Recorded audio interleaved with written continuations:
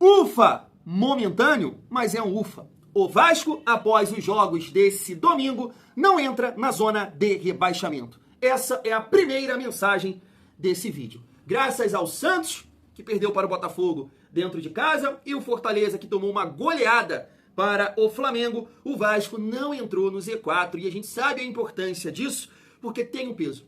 Tem um peso para o Vasco, por mais que tá ali muito próximo ainda, mas não entrar na zona de rebaixamento tem um peso sim. Então, ufa! Agora, é difícil, família.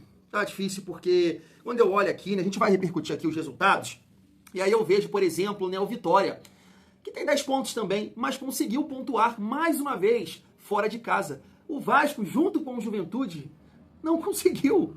Por exemplo, você olha para o campeonato do Sport, 3 pontos até o momento. Até o Sport pontuou fora de casa, empatou 0-0 contra o São Paulo. Então tem muita coisa para ajustar, tem muita coisa para mudar. Agora eu tenho alguns pontos, analisando aqui os jogos de hoje, para trocar uma ideia com você, olhando lá para 2023, que o Vasco construiu aquele primeiro turno de dar medo e passou aquele sufoco no segundo turno. Hoje eu consegui assistir alguns jogos, Hoje eu até nem quis assistir Flamengo e Fortaleza, eu fui assistir Corinthians e Vitória, sabe? Fui assistir esses dois times para entender ali como é que tá o nível da competição, família vascaína. E eu quero trazer aqui, nesse sentido, para me ajudar nessa resenha, Sormani, falando do Santos. Interessante, porque ele levanta uma bola lá do Neymar. Eu vou levantar aqui do Felipe Coutinho, O contrato do Felipe Coutinho vai se encerrar agora, dia 30/6, Vale a pena renovar, família vascaína. E o Neto, no seu programa agora há pouco, logo na abertura, ao vivo, provocando o Fernando Diniz.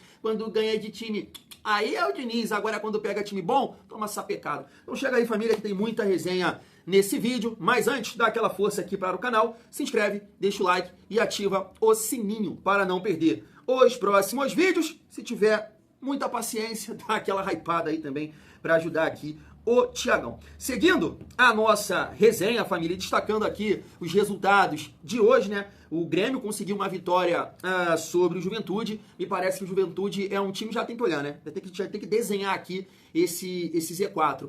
Eu tô botando uma esperança aí que o Fernando Diniz vai ajustar esse time, mas é aquele papo que eu tenho com vocês. Eu tenho aqui a ideia do Vasco não sofrer. Mas não sofrer o quê? 12º, 13º, é por ali. 10º talvez, é por ali. Nunca falei aqui que o Vasco tem condição de brigar na parte de cima da tabela. Eu nunca falei isso. Então veja bem, o não sofrer como foi no ano passado, sabe? No máximo ele conquistar uma vaga na Sul-Americana, porque infelizmente o Vasco não conseguiu se reforçar ao ponto de aumentar o nível em relação do ano passado. Porque os jogadores que a gente imaginou que poderiam dar um salto de qualidade, até internamente falando, que era o Paulinho, que era o Jair, o próprio Coutinho, esses caras não conseguem jogar. Não conseguem aumentar o nível do time. E as contratações, até o momento, só o Nuno. E o Freitas também, que entrega alguma coisa. Então o Vasco não aumentou o nível. Ou seja, é um time para brigar por ali. 12º, primeiro, terceiro, até 10º lugar. Novamente tentar uma vaga na Sul-Americana. Então, desenhando aqui já o Z4, eu olho para o Juventude e também para o Sport. E é bem provável que esses times aqui, eles não vão ter força para sair dessa situação. Juventude, pelo menos no ano passado, era um time que conseguia pontuar dentro de casa. Esse ano não está conseguindo fazer isso. Mais uma derrota aqui, E o Grêmio, que é um time limitadíssimo, conseguiu ganhar fora de casa, O Vasco não consegue. O Botafogo, que acabou ganhando, do Santos. A gente já vai repercutir um pouco mais aqui essa situação do Botafogo, Neymar expulso. Flamengo, 5-0 no Fortaleza. O Atlético Mineiro, que não conseguiu ganhar do 10º colocado do campeonato peruano. O Vasco pegou o Melgar, deu de 3, Ganhou do Ceará, fora de casa, por 1-0. Um golaço, do Rony, que muita gente falava que não servia pro Vasco, Vitória conseguiu empatar aqui com o Corinthians, 0-0, e o Cruzeiro ganhou por 2-1 do Palmeiras, um time que eu falei que tinha ali, o mesmo nível do Vasco. Dudu foi para casa e o Cruzeiro ajustou, Tá aí, acho que é o segundo colocado nesse momento. Mas antes de repercutir aqui a classificação do campeonato, o Cruzeiro está em segundo com 23 pontos. Eu quero falar sobre o Vitória. E nem é um time assim exemplo, Porque o Vitória nesse momento está com o mesmo número de pontos aqui do Vasco. O Vasco tem até mais vitórias, O Vasco tem 3 e o Vitória tem 2 vitórias. Mas é um time que conseguiu pontuar fora de casa. Um 0-0 hoje, contra o Corinthians. E também empatou com o Fluminense e também o Galo. Eu vou mostrar aqui os resultados para vocês. Galo 2-2, Fluminense 1-1 e hoje um 0-0 contra o Corinthians. E assim, família vascaína, hoje a gente tem um treinador que ele não pensa dentro da caixa. dentro da caixinha. É um treinador diferente. O Diniz é único no futebol brasileiro. Ninguém faz futebol, ninguém pensa futebol como ele. Então, realmente é um treinador que tem essa capacidade de pegar um time que não é físico, que não é rápido e organizar, sabe? Só que eu tenho muito medo dele não conseguir dar essa confiança para esses atletas. De tocar a bola, né? De conseguir botar na roda. E aí é o problema. Porque quando a parte técnica do Vasco não funciona, quando o Vasco não é eficiente, fisicamente é o pior time do campeonato. É o pior. Eu tô tentando acompanhar mais partidas, é o pior time do campeonato. Já falei aqui, pode ser uma questão aí do preparador físico do Vasco? Até pode. Eu acho que não é isso. É muito mais uma questão biológica, de característica de cada jogador. O Vasco tem muitos jogadores pesados. É o seu Lucas Piton, é o Coutinho, é o Verratti, é o Jair, entre outros. É muita gente pesada nesse time do Vasco. E aí, para organizar isso tudo, é muito complicado. Eu tenho certeza que você concorda comigo que o Vasco é um dos times que dá mais facilidade para o adversário trocar passes. Hoje eu debati aqui nos comentários, no vídeo que eu postei mais cedo, né? Aí um amigo falou assim, sabe por que o Vasco tem dificuldade para sair com a bola? Porque o João Vitor é horroroso. Eu não estou defendendo o João Vitor. Agora, veja bem, eu falei com ele, mas, irmão, se eu jogar na zaga do adversário e ter o Verratti e o Coutinho me pressionando, eu vou sair jogando, pô. Eu vou sair jogando. Porque são moles, lentos. Não é o perfil de pressionar como os caras... o Pita tava pressionando os caras lá, o Sacha tava pressionando, aí vem o Vinicinho fechando. O Vasco não tem essa explosão, não tem essa dinâmica. Então dificulta a defesa do Vasco. Dificulta. E o adversário não tem essa dificuldade, porque a gente não tem. O Diniz conseguiu até... contra o Fortaleza, pressionar. Roubou algumas bolas ali na frente. Só que ontem não conseguiu.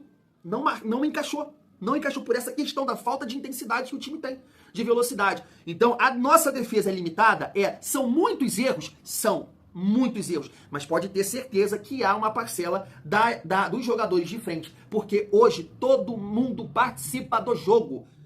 Vê o futebol de uma maneira geral. Vê o futebol de uma maneira geral, não fica focado só no Vasco. Todo mundo participa. Coutinho, Verratti contribuem muito pouco. É o que eu tô levantando aqui. O Vasco hoje não tem a condição de ter dois jogadores que sem a bola não ajudam em nada. Não tem essa condição. Não tem essa condição. E aí eu olho aqui pro time do Vitória, que não tem grandes resultados não. 10 pontos, assim como do Vasco. Mas conseguiu empatar 3 jogos fora de casa. Coisa que o Vasco não fez. O Vasco perdeu todos os jogos. E aí você não vai me convencer que o Lucas Halter, que o Zé Marcos, que o Edu são zagueiros melhores do que o Vasco tem. Não vai me convencer. Esse time conseguiu segurar 3 empates fora de casa. Você não vai me convencer que o João Vitor é pior que esses caras aqui. Que o Freitas é pior que esses caras aqui. Então é uma questão de ajuste de todo um time, não somente do sistema defensivo. Estou mostrando aqui pra vocês. Olha só, família Vasco, você nem precisa nem conhecer todo mundo. Todo mundo nesse time do Vitória aqui é leve. Corre bem, tem intensidade, tá com saúde. Então é um time limitadíssimo, tecnicamente. Fraco tecnicamente, mas corre. E no futebol que tá nivelado por baixo, quando tecnicamente seu time não consegue, né? Vai ter que ter a parte física, coisa que o Vasco não tem. Não tem. Então, assim, a gente vai ter esse período aí, até o próximo jogo contra o São Paulo, é torcer para recuperar fisicamente e tecnicamente, né? Os ajustes que o Diniz tem que fazer, deve fazer, é claro, o time melhorar. Porque senão, se não conseguir, se esse time não ter a confiança para jogar, vai ficar muito difícil. Muito difícil. E aí, família, eu quero passar aqui para vocês, primeira classificação, tá na tela, né? Olhando aqui para a parte de baixo, o Sport perdeu mais uma, né? 3 pontos, Juventude 8, Santos 8, Fortaleza tem 10 pontos, né? O próximo confronto, que o Vasco vai pegar o São Paulo, tava vendo o Suarmani falar sobre isso, o Santos vai enfrentar o Fortaleza, tá? Então, uma vitória do Fortaleza ou do Santos, né? Um desses dois times podem ultrapassar o Vasco. Empatando aqui, o Vasco não conseguindo um resultado positivo contra o São Paulo, né? O empate, o Fortaleza ultrapassa. Lembrando que o São Paulo é um time também que está em muita dificuldade. Tá bem na Libertadores, mas não está conseguindo caminhar no Campeonato Brasileiro. Mas vale pontuar aqui que o São Paulo está com vários desfalques. Ontem eu também consegui acompanhar, né, o jogo, Bahia e São Paulo. Vários moleques ali no comando de ataque. E aí é aquela questão que eu levanto aqui com vocês em relação, né, ao Diniz. Tem que colocar alguns jogadores mais leves aí pra gente conseguir competir nessa questão da intensidade. E aí, família, para levantar aqui alguns pontos, né, sobre Fernando Diniz e também Felipe Coutinho, se liga só no Neto e também no Suarmani. Vamos lá. De fato que você é santista. E resolva hoje, agora de preferência, se você vai ficar no Santos ou não. Que desastre, gente. Meu Deus do céu. Eu tinha tanta esperança, gente. Tanta esperança. Eu imaginava o Santos ali em 6º lugar, 5º, 4º, brigando lá em cima. Vocês viram o jogo hoje contra o Botafogo. O Santos acabou com o Botafogo, campeão brasileiro da Libertadores. O Santos destruiu o Botafogo. Era esse Santos que estava todo mundo esperando jogar. Tá duro, hein? Passar todo esse período da Copa do Mundo, podia estar fora da zona de rebaixamento, com um alento muito grande de 2 vitórias seguidas, pensando em vencer o Fortaleza na outra rodada antes do break para o Mundial de Clubes. Vai ser 10 dias terríveis. Vamos ver o que o seu Neymar tem a dizer pra gente. Paulo Vasco e o Fernando Diniz, não é ele que é o cara. Ele ganha um jogo de um timinho pequeno. Aí quando pega um time bom, tomou uma sapecada do Red Bull Bragantino. Não, Sormani. Vai brigar muito pra não cair. Mas muito pra não cair. Assim, família, pegando esse gancho aí do Sormani, né, falando sobre o Santos, sobre o campeonato, eu sempre achei que o Santos era um time que ia brigar ali na parte de baixo, né, assim como o Vasco, 13º, 12º, né, se o time, né, encaixasse. Coisa que não encaixou nesse momento e vive um momento de muita pressão. Assim como o Corinthians, tá? Do Neto, que tem essa questão aí política, e é um outro time também que falta muita intensidade, tá? Tem ali jogadores no meio campo até que tem uma dinâmica, que é o caso do Martínez, o Carídio, que não jogou hoje, né? O Garra é bom jogador, mas o comando de ataque com o Memphis e com o Thales, pra você ver, é um outro time que também tem dificuldade fora de casa. Tem muita dificuldade fora de casa, mas mesmo assim pontuou, o Vasco não. Mas tem dificuldade por essa questão de intensidade. Não joga o Yuri Alberto lá, que é esse cara de mais velocidade, tem muita dificuldade. Hoje empatou com Vitória, dentro de casa. Então é um outro time que vai brigar aí na parte de baixo da tabela com toda certeza. Contra o Vasco, Santos, Fortaleza, Corinthians vai brigar na parte de baixo da tabela. Mas focando aqui na questão do Felipe Coutinho, né, tem comparação ali com o Neymar. E assim, família, eu falo aqui com vocês, né, que eu sou a favor da renovação do Felipe Coutinho. Agora, com um ajuste salarial. Não tem a menor condição hoje do Felipe Coutinho ganhar 1,5 milhão, 1.700.000. Não tem a mínima condição, não tem a menor condição. Porque um jogador com esse status, com esse valor, com esse salário, ele precisa ser muito diferente. Mas muito diferente. E não é o caso. Eu achei que ele seria diferente. Né? Lá no início do ano, veio uma resenha aí que ele falou que queria fazer um grande campeonato brasileiro. Não estou dizendo aqui que falta vontade para ele não, tá? Eu acho que ele está se dedicando, ele está entregando, mas a coisa não está acontecendo, não está fluindo. É um jogador comum, é um jogador que comete erros de um jogador de 300, 200, 400, 500 mil e olhe lá. Então você pagar 1.700.000 para o Felipe Coutinho, e o Pedrinho sabe disso. Para você pagar isso para um jogador, ele precisa, né, colocar pontos na sua conta. Ser diferente. Assim como ele foi lá contra o Melgar, apesar do empate, ele colocou aqueles pontos ali, aquele 1 ponto, na conta do Coutinho. Um golaço, né, um passe sensacional pro Verratti. Então o Coutinho, ele não é esse jogador. Ele não coloca pontos, ele não traz vitórias para o Vasco nesse momento.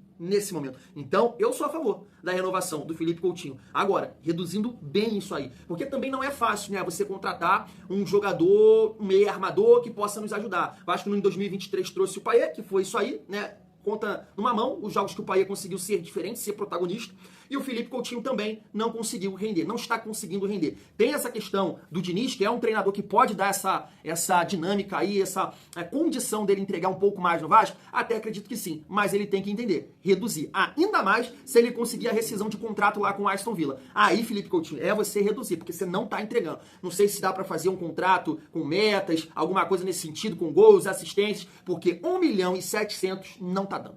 Não vale. Mas de forma nenhuma. Até o clube dos passadores de pano, que eu faço parte, estão querendo me tirar, eles vão concordar comigo. Não tem cabimento. E aí pode ser uma outra resenha se hoje o Vasco tem condições de ter um camisa 10, assim como Coutinho e Payet. Tecnicamente, alto nível, mas fisicamente deixa muito a desejar. Será que o Vasco tem essa condição hoje? Ou isso é pro futuro? Onde você, né, tem um elenco mais qualificado, um time mais confiante, e aí esses jogadores poderiam ser a cereja do bolo. Hoje, complicado, porque é isso que eu tô falando. O Vasco tem muita dificuldade física. E aí até uma resenha que eu puxo aqui, né, em relação ao Fernando Diniz, que a gente vai responder ali sobre o Neto. Eu gostaria de ver, cara, o Vasco sem o Coutinho ou sem o Verratti. Sem o Coutinho, o Nuno eu acho mais difícil até, porque o Vasco tem que reforçar. Se o Vasco conseguisse contratar um jogador, eu gostaria de ver Nuno de meio armador, porque tem mais força, pode dar uma arrancada, pode puxar um contra-ataque, tem qualidade técnica também, tem personalidade para fazer o que o Diniz tá pedindo pro Coutinho de buscar a bola lá atrás. O Nuno tem essa condição. Um jogador aqui, pelo lado, que infelizmente hoje não tem. Hoje seria o Lloyd, mas é muito difícil imaginar o Lloyd ali. E aí, aqui, pelo lado direito, o Ryan e o Verratti na frente. Sem o Verratti, eu também gostaria de ver. Eu fico na curiosidade. Coutinho de meio armador, o Nuno continua por aqui. Aqui poderia ser talvez o Adson melhor condicionado e o Ryan de 9. Eu acho que o Vasco teria muito mais uma condição física sem um dos dois em campo. E aí poderia marcar pressão, uma recomposição mais rápida, para não sofrer tanto, entre linhas e defensivamente falando, família vascaína. E ali, sobre o Neto tem uma marcação, né, horrorosa com o Fernando Diniz, né? E, por exemplo, o Dorival, o grande treinador, isso e aquilo, tá tendo lá dificuldade com o Corinthians, e vai ter, porque o time é ruim. Então, se tem um treinador que pode ajudar o Vasco nesse momento, é o seu Fernando Diniz. É o Fernando Diniz. Agora, claro que eu tenho questionamentos a fazer em relação às escolhas do Fernando Diniz. Não ao ponto de eu dizer que perdemos por causa disso. Ah, é isso? Não, mas é um questionamento. Aonde a gente pode chegar em relação ao desgaste, sabe?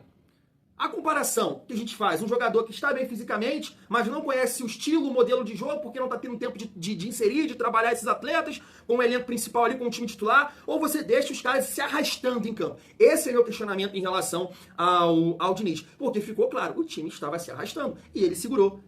Ele utilizou o argumento ali que não pode modificar, né, as 5 substituições, beleza, mas ele teria que mais cedo no jogo dar mais gás ao time, principalmente no comando de ataque, principalmente você perdendo o Nuno sem perna, Ryan sem perna, Verratti se arrastando, você vai segurar até 40 e poucos minutos? Não faz o menor sentido. Não faz o menor sentido, na minha opinião. Por mais que você não tenha confiança no seu banco, e aí aqueles caras que estão dentro de campo, eles conhecem o modelo de jogo porque não tá tendo tempo, né, e é com ele que você tá trabalhando, irmão, mas pô, sabe, tá se arrastando. Então esse é o questionamento que eu faço ao Fernando Diniz. E de resto, família vascaína, a esperança é essa. É que nesse período agora, né, de 2 semanas, vai ter as eliminatórias, data FIFA, vai ter um período para o Vasco descansar, mais nessa parte física, que é um time frágil nesse sentido, mas tem um desgaste dos jogos, a gente não pode deixar de pontuar isso. Então vai ter uma recuperação, entendo, nesse sentido, mais tempo para trabalhar e, claro, a gente vai ter uma prova, que é o Vasco, fora de casa contra o São Paulo. Aí depois vai ter a Copa do Mundo de Clubes. E aí, irmão, não tem conversa. Eu não sei o que o Pedrinho vai aprontar, mas tem que reforçar. Né? Me parece que a janela abre amanhã, né, em relação aí, essa janela para a Copa do Mundo, para todos os clubes. Começar a trabalhar, tem que arrumar dinheiro aí da onde não tem, porque, né, cair para uma segunda divisão